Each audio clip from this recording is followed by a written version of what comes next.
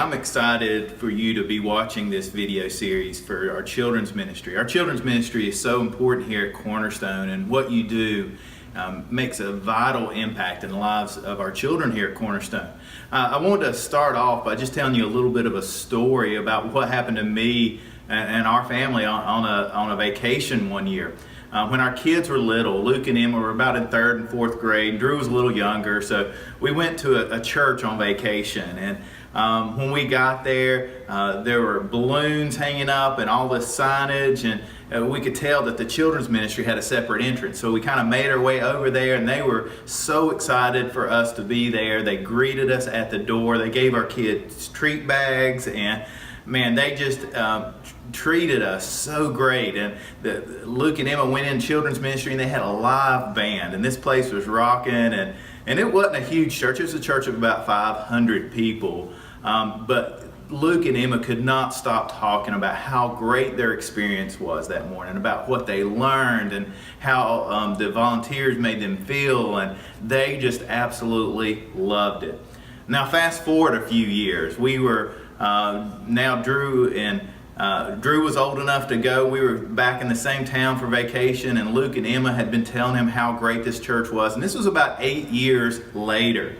And so we go back to this same church. Now Luke and Emma are too old to go to the children's ministry, but Drew was just right about the same age they were. So we get to the church, and we pull in, and we look around. We really don't see any mark, any signage, anything telling us where the children's ministry was. So we look around.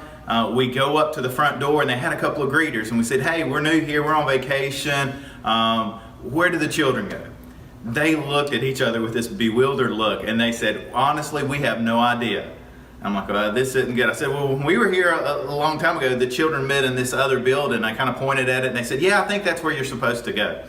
So we go over to that building. We again, the door was closed. We opened the door and peeked in, and we saw a bunch of kids, but we didn't see any volunteers. And we kind of looked around, and we waited at that door for a few minutes, and then finally we saw a person coming up, and they said, "Hey, this was a few minutes later." I said, can I help you?" And I said, "Yeah, we're just trying to figure out where we're supposed to go."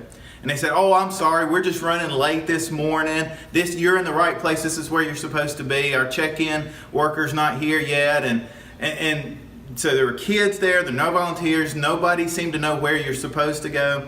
And reluctantly, we kind of dropped Drew off and said, "Well, he's big enough, he can kind of fend for himself." And after the service, we met back up with him, and he said, Drew's experience was completely different from Luke and Emma's. He said, they didn't know, they weren't prepared, they didn't know what they were supposed to teach, the music wasn't live, it was on a video. It was just a completely different experience. And here's what I noticed about the health of the church and from that 8-year time period.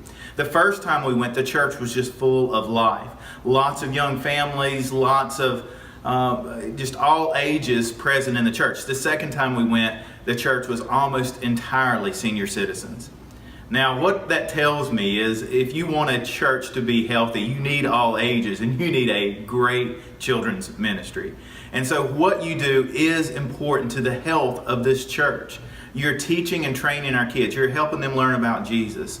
And not only that, you see, man, what an impact just the overall experience has. When someone pulls up in your church parking lot, they are forming an opinion about your church before they ever enter into the service. Now, what could that church have done differently? They needed better directions on where the children were supposed to go, and they needed to train their greeters so that the greeters knew where they were supposed to go. If the workers would have simply been on time, our experience would have been completely different. But everybody was running late, and I'm sure they had good excuses. Maybe their kids weren't feeling well, or they had to stop, or who knows. But the reality is everybody was late. Nobody knew what was going on, and we had a really tough time dropping Drew off that morning. I want to challenge you here at Cornerstone. Let's not be that type of church. Let's be the church that meets our visitors, that meets our guests, that meets even our regular attenders with enthusiasm, with happiness, with excitement. And let's share about Jesus each and every week. Throughout this whole series of videos, you're going to learn about children's ministry in general, about the different roles and responsibilities. We're going to answer some of your questions, and hopefully this will help you be prepared to teach and to train our children. Thanks a bunch.